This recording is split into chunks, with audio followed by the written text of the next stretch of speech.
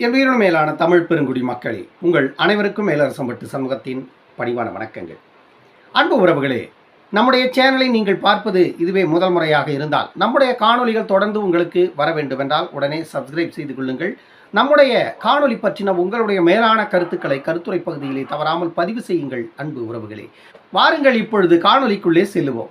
சவுக்கு சங்கர் கைது செய்யப்பட்ட அந்த விவகாரம் தமிழ்நாட்டில் மிகப்பெரிய ஒரு சர்ச்சையை கிளப்பியிருக்கிறது. சட்டம் ஒழுங்கு கூடுதல் டிஜிபி அருண் அவர்களை தவறாக அவர் அந்த சேனலில் பேசின விவகாரம், அதே போல் பெண் காவலர்கள் உதவி ஆய்வாளர்கள் அவர்கள் மீதெல்லாம் சவுக் சங்கர் பேசிய அந்த பேச்சுக்களெல்லாம் நாம் வன்மையாக கண்டிக்கத்தக்கது. அதில் மாற்று கருத்தே இல்லை. சவுக் சங்கர் ரெட்ஃபிக்ஸ் சேனலில் பேசின அந்த விவகாரங்கள் உண்மையிலேயே ஏற்புடையதல்ல. சவுக் மீது அரசு நடவடிக்கை எடுத்திருக்குதுன்னா அது வரவேற்கத்தக்கது தான். ஆனால் கைது செய்யப்பட்டிருக்கின்ற சவுக் சங்கர் அவர்களுக்கு சிறையில் மிக கடுமையான கொடுமைகள் நடப்பதாக ஒரு தகவல் வெளியாகி மிகப்பெரிய பரபரப்பை ஏற்படுத்தி இருக்கிறது. சவுக் சங்கர் அவர்களுக்கு சிறையில் மிகப்பெரிய கொடுமைகள் நடப்பதாக அவருடைய வழக்குரைஞர் செய்தியாளர்கள் சந்திப்பில் மிக கடுமையான ஒரு கண்டனத்தை தெரிவிக்கிறார். அவர் குற்றவாளி என்று குற்றம் சுமத்தப்பட்டு சிறையில் அடைக்கப்பட்டிருக்கிறார். இன்னும் வழக்குகள் நீதிமன்றத்துக்கு செல்லணும். அவர் குற்றவாளியா அல்லது நிரபராதியா, அவர் பேசியது சரியா அல்லது அவர் பேசியது தவறா என்பதை நிரூபிக்கின்ற இடம் நீதிமன்றம், நீதிபதிகள் தான். ஆனால் சிறையில் சவுக்கு சங்கர் அவர்களை 10 காவலர்களுக்கு மேல படுக்க வைத்து காலு கை எல்லா இடங்களையும் சரமாரியான தாக்குதல்கள் சிறையில் சவுக்குக்கு நடந்திருப்பதாக அவருடைய வழக்கறிஞர் செய்தியாளர்கள் மத்தியில் பேசுகிறார். சவுக்கு சங்கர் காவல்துறை அதிகாரிகள் அழைத்து சென்ற பொழுது நீதிமன்றத்திற்கு தமிழ்நாட்டில் நடக்கின்ற குற்றங்களை திமுக அரசுக்கு எதிராக நான் பகிரங்கமாக பேசி வருவதால திட்டமிட்டு திமுக அரசு என்னை கைது செய்கிறது அப்படின்னு கத்தி பேசினார். அந்த காவல்துறை வேனில் அவரை ஏற்றும் பொழுது திமுக செய்கின்ற குற்றங்களை நான் பகிரங்கப்படுத்தி வருவதால திமுக அரசு என்னை கைது செய்கிறது அப்படின்னு அவர் பகிரங்கமாக கத்தி பேசினார் அந்த வாகனத்தில் ஏறும் பொழுது. ஆனால் இதுவெல்லாம் ஒரு வகையில் உண்மைதான். இதெல்லாம் ஒரு வகையில் உண்மைதான். இதெல்லாம் நம்ம மறுக்கல. சவுக் சங்கர் தமிழ்நாட்டில் நடக்கின்ற பிரச்சனைகளை பகிரங்கமாக வெளிப்படுத்தி வந்தார். அதெல்லாம் இல்லைன்னே சொல்லலை. எடப்பாடி பழனிசாமி அவர்களுக்கு எடுபடி வேலை செஞ்சுட்டு இருந்தாரு. அதையும் நம்ம இல்லைன்னே சொல்லலை. ஓ பன்னீர்செல்வம் அவர்களை கடுமையாக விமர்சித்து பேசிச்சு வந்தார். அதையும் நம்ம இல்லைன்னே சொல்லலை. சவுக்கு சங்கர் எல்லா விஷயங்களையும் சரியாக கையாண்டு இருந்தா பிரச்சனையே இல்லை. ஒவ்வொரு இடங்கள்லையும் சிலருக்கு சாதகமாகவும் சிலருக்கு பாதகமாகவும் பேசி வந்த ஒரு பிரச்சனை. இன்னொன்று திமுக அரசை கடுமையாக சவுக்கு விமர்சித்து வந்தது.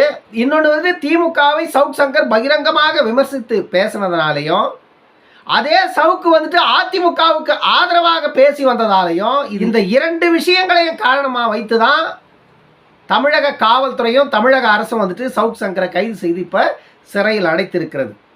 இப்போ என்ன பிரச்சனை அப்படின்னா, சவுக்கு சங்கரை சிறைப்படுத்தியது குற்றமா அப்படின்னா குற்றமே இல்லை. சவுக்கு சங்கரை சிறைப்படுத்தியது குற்றம் இல்லை. அவர் கூடுதல் டிஜிபியை பேசியது, பெண் காவலர்களை பேசியது, இது எல்லாமே மிகப்பெரிய குற்றம் தான். அதற்காக அவர் கைது செய்யப்பட்டிருப்பது தப்பில்லை. கைது செய்யப்பட்டிருக்கிறார். அவருடைய வழக்கு நீதிமன்றத்துக்கு வரும். நீதிமன்றத்தில் அவர் பேசியது சரியா தவறா, பெண் காவலர் அதிகாரிகளை அவர்கள் பேசியது சரியா தவறா, அதற்கு என்ன தண்டனை, ஒருவேளை அவருக்கு நீதிமன்றம் தண்டனை வழங்குகிறதா அல்லது கண்டனத்தை பதிவு செய்து நீதிமன்றம் அவரை ரிலீஸ் செய்யுமா, என்ன நடக்கும் என்பதையெல்லாம் வழக்கின் விசாரணை முடிவில் தான் நம்ம தெரிஞ்சிக்க முடியும். ஆனால் அதற்கு இடையில் சவுக்கு சங்கருக்கு சிறையில் கடுமையான கொடுமைகள் நடப்பதாக அவருடைய வழக்கறிஞர் பதிவு பண்ணுறாரு. அதே போல் நம்முடைய தடா ரஹீம் இருக்கார். அவர் என்ன சொல்கிறார் அப்படின்னா, சவுக்கு சங்கருடைய உயிருக்கு ஆபத்து இருக்கிறது. இந்த முறை சிறையில் இருந்து அவர் வெளிவருவது என்பது அவ்வளவு சாதாரண விஷயம் அல்ல அப்படின்னு தடா ரஹீம் அவர்கள் சொல்கிறார். இப்படி சில அரசியல் தலைவர்கள் எல்லாம் சவுக்கு சங்கருக்கு மிக கடுமையான கொடுமைகள் இந்த முறை அரங்கேற்றப்பட்டு கொண்டிருக்கிறது. ஆகையால் சவுக் சங்கர் உயிருக்கு ஆபத்து இருக்கிறது, சிறையில் எது வேண்டுமென்றாலும் நடக்கலாம் அப்படின்னு சொல்கிறாங்க. என்ன நடக்கும் என்பதை நம்ம பொறுத்திருந்து தான் பார்க்கணும். அவர் குற்றவாளியாகத்தான் சிறைக்கு சென்றிருக்கிறாரே தவிர அவரை நீதிமன்றத்தில் கொண்டு போய் ஆஜர்படுத்த வேண்டியது காவல்துறை அதிகாரிகளுடைய கடமை. அவர் எவ்வளவு பெரிய குற்றவாளியாக இருந்தாலும் அதை உறுதி செய்வது நீதிமன்றம். அவர் குற்றம் செய்திருக்கிறார் என்று குற்றம் சுமத்தப்பட்டு எஃப்ஐஆர் போட்டு தான் அவரை சிறையில் அடைச்சிருக்கிறாங்க. குற்றம் நிரூபிக்கப்பட்டு இன்னும் அவர் சிறைக்கு போகலை. குற்றம் நிரூபிக்கப்பட்டால் நீதிபதி என்ன தண்டனை கொடுக்கிறாரோ அந்த தண்டனையின் அடிப்படையில் அவர் சிறைப்படுத்தப்படலாம். ஆனால் இப்பொழுது அவர் விசாரணை கைதி தான். இப்பொழுது அவருக்கு சிறையில் கொடுமைகள் நடக்கிறது, கொலைவெறி தாக்குதல் எல்லாம் சிறையில் அவருக்கு நடக்கிறது அப்படின்னு வெளியே வருகின்ற அந்த செய்திகள் எல்லாம் கேட்பதற்கு சற்று அச்சத்தை ஏற்படுத்துகிறது நமக்கு. காரணம் என்ன அப்படின்னா, எல்லா குற்றவாளிகளுமே கைது செய்யப்பட்டு சிறையில் அடைக்கப்படுவது வாடிக்கை. சிறையில் அடைக்கப்பட்ட பிறகு அவர் மீது இருக்கின்ற அந்த வழக்குகளின் அடிப்படையில் நீதிமன்றத்திற்கு அவர்களை கொண்டு வந்து ஆஜர்படுத்த வேண்டியது காவல்துறை அதிகாரிகளின் கடமை. நீதிமன்றத்திற்கு அவர் விசாரணைக்கு வந்த பிறகு அந்த வழக்கின் அடிப்படையில் இருதரப்புகளின் வாதத்தின் அடிப்படையில் நீதிபதி ஒரு முடிவை செய்வார். அதுதான் ஜட்ஜ்மெண்ட். நீதிபதி கொடுக்கின்ற ஜட்ஜ்மெண்ட் பிரகாரம் அவர் குற்றவாளியாக இருந்தால் தண்டனைக்கு உட்படுத்தப்படுவார், நிரபராதியாக இருந்தால் விடுதலை செய்யப்படுவார். இதற்கு இடையில ஒரு குற்றவாளியாக கைது செய்யப்பட்டு சிறையில் வைக்கப்பட்ட பிறகு அவருக்கு அரசின் அழுத்தத்தின் பேர்ல சிறைக்குள்ள கொடுமைகள் நடக்கிறது என்றால் அது ஏற்புடையது அல்ல. இது சாமானிய மக்களுக்கு ஒரு அச்சத்தை ஏற்படுத்தும்.